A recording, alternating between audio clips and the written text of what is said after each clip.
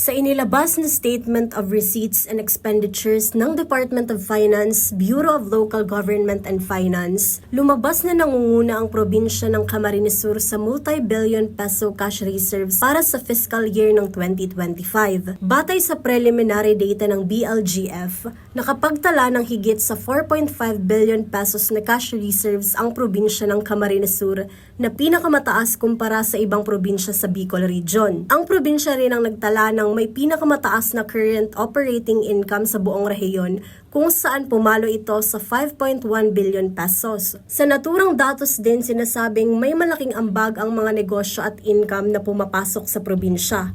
Ayon kay Kamsur Governor Ellery Villafuerte, mahusay at maingat ang paggastos ng probinsya sa budget na inilaan ng pamahalaan, dahilan para may maitabi pang pondo na maaari pang magamit sa iba pang serbisyo tulad ng sektor ng infrastruktura, edukasyon, agrikultura, health at marami pang iba. Well, number one po ang Kamsur in terms of income, in terms of assets. Ngayon nakikita mo cash reserves, no? Na nag-end yung year, may higit 4 na billion po ang cash natin. So contrary sa sinasabi nila na wala raw, naubos na raw. Ang nangyari, ang operating fund natin so over 5 million natapos yung taon by over 4 billion. Maganda po ang leadership, no? Maganda ang administrasyon, maganda ang management.